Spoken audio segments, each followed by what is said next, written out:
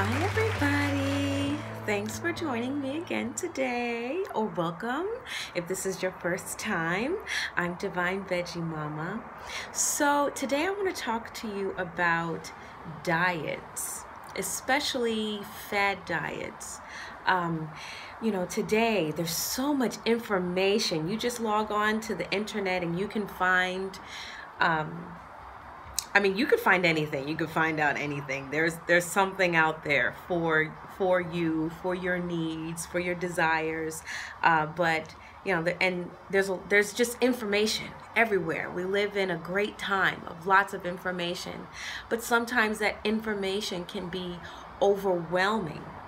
And have you ever felt so sick and tired of being sick and tired, or so dissatisfied with yourself, with your body, to the point that you would be willing to do anything, just have this desperation, this strong desire for change, so strong that if you could just jump outside of your body and hop into somebody else's that you desire, you'd be content with that, no matter the consequences. How does this tie into fad diets? Fad diets, diets that promote extreme changes, quick fixes, quick changes, or these extreme promises. Diets that do that, they are dependent on that desperation, on that dissatisfaction that you have within yourself, with who you are at this present moment.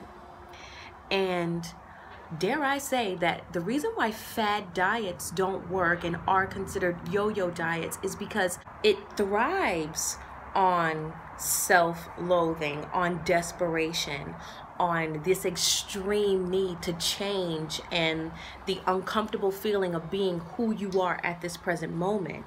And by you engaging in the fad diets, you're pretty much, the reason why it's a yo-yo diet is because you're pretty much telling the universe that who you are right now is not good enough, not thin enough, not whatever enough. And that's it. So you may yield a little bit of change after 2 weeks, 3 weeks of some extreme lifestyle, but then you're going to revert back. Something's going to happen where you're going to revert back, or you're going to binge, or you're never going to be enough. You're never going to be thin enough. You're never going to be fit enough. You're never going to be happy with who you are right now. You're always going to feel that there is a drastic change that needs to be made. And it's only gonna make you fall victim of just forever torturing yourself. Instead, throw out a message to the universe that I'm happy with who I am. I love who I am. And I want to show myself that I love who I am by nourishing it properly, by moving it around, by making it as strong as it can be, and by protecting it, protecting my mind, protecting my body. Instead, do that. It's striking on your emotion, and when it's feeding on that honest, dissatisfaction that you have, or the fear of what you don't want to become, it's focusing on negativity now, and it's focusing on almost destroying a part of who you are, and it thrives on you being unhappy. There's nothing wrong with caloric deficits and challenging yourself in the gym and everything to promote change, but it's also to promote health and well-being and strength, right? But when you follow a fad diet, when you follow the Apple diet, the military diet, follow something that you see in a magazine that promises you to drop 10 pounds in a week, drop 2 dress sizes and this and that. What I want you to question is, why go so extreme to change who you are so quickly. Instead, challenge yourself to accept who you are, what you look like right now. Accept the choices that you made to bring you here today, how you are, how you look in the mirror. Give yourself an honest look and find something positive in what you see. And then take an inventory of the things that you can maybe better, that you could improve. Sure, maybe, you know, for superficial reasons because you want to look a certain way. But also consider your health. A fad diet, something that gives you these extreme changes in weight and dress sizes. Think about, how is this going to affect me, not just 1 month from now when I'm a different pant size, but how is it going to affect me, you know, 3 months from now when my hormones go like this, from taking out certain food groups or from dropping my calories down so low. And how is that going to affect me? How is that going to affect my stress level? How is that going to affect, you know, all of these things, your mental, you know, is it going to cause me to binge later on? Chances are yes. After that binge, what's going to happen when I go up in weight? You know, how is that going to affect me here, my well-being? And that well-being is what should be your focus. You being able to sleep at night, you being able to live with yourself. Focus on that. So to anyone out there who's considering, you know, extreme dieting for extreme weight loss and extreme change, I want you to try to practice extreme love, extreme appreciation for who you are, how you look, and then focus on the things that you can better. Because yes, there's always room for improvement. There's always, you know, ways that we can better ourselves. And but think about that. Think about, okay, I'm looking at myself in the mirror. I see that, you know, I would like to fit in my old jeans. I would like to be in the single digits when it comes to a pant size. Yeah, but because there's nothing wrong with that. But then at the same time, do I have to kill myself in the process? Do I have to ruin my thyroid in the process? Burn out my adrenals, which are gonna give me, you know, horrible menopause symptoms later on when they can't pick up the slack from when my ovaries start to decrease in estrogen? Think about that.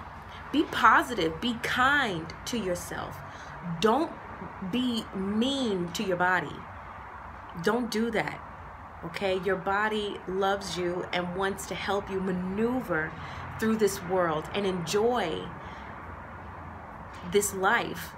Don't treat it so extreme. Don't treat it without foresight. Don't be so short-sighted and focused on what is, you know, wrong with you right now instead, and see, okay, how can I promote gradual betterment, gradual positive change? And remember that wellness, achieving optimal wellness, being your best self is not in the extreme diets. It's not in the quick fixes. It's in the mundane choices, the mundane acts of love in your everyday life, like focusing on drinking enough water, making sure that you are active every day. Get your 10,000 steps a day, right? Isn't that what's recommended? 8,000 to 10,000 steps. These little things, these little mundane lifestyle choices and decisions is what is going to yield you your best, most beautiful self.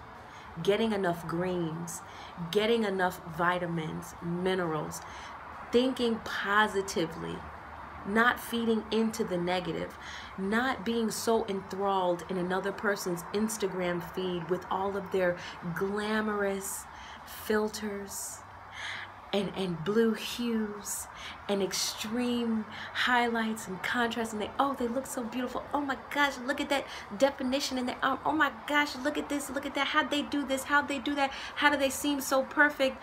No, my sister. They seem perfect right there, but perfect is relative. Okay? And also, those are their highlights. They are projecting their highlights, and it's a beautiful vision to see. It's a beautiful movie to watch. But what about the lowlights? There's always good and bad, black and white, and then a whole lot of gray in between. Don't be confused by that. Don't fall victim to that and follow some diet that is going to ruin your body and destroy your mind. Because you deserve better. You do. All right? There's nothing wrong with who you are, how you look right now in this moment in time. There may be room for improvement, but there's always room for improvement. There's always, opportunities to get stronger and fitter. Take your time. Relax. I like what Bruno Mars said. Put some perm in your attitude, because you gotta relax. Ooh. Relax. Okay? I want to share with you all an herb that can help you to relax, that can promote a great night's sleep. And it's not chamomile, because chamomile, believe it or not, there's not that much, if any, actual scientific proof that it'll yield you, this relaxation and great, great night's sleep. And it's also a member of the ragweed family. So a lot of people actually cannot be consuming chamomile, or should be consuming chamomile, because it'll trigger allergens. So yeah, if you take chamomile every day and you're wondering why, you get allergies or severe allergies from time to time, if you're allergic to anything in the ragweed family, you shouldn't be consuming chamomile. But anyway, so consider valerian. Valerian is wonderful, wonderful, wonderful at promoting relaxation, a good night's sleep, especially after you take it consistently. After about 2 weeks, you'll really start to see good benefits. So maybe you want to take a capsule if it's easier for you, or take it in a tea, doctor it up however you want, to make it an enjoyable experience, to close out your day, to have a positive, tranquil, relaxing, end to your day, a time of reflection where you can be thankful for all the experiences that you had, reflect on the choices that you made, good, and the ones that maybe weren't so good, right? And how you can learn from that. So yeah, consider taking valerian from time to time. Okay, so peace and blessings. Thank you so much for watching. Till next time, bye-bye.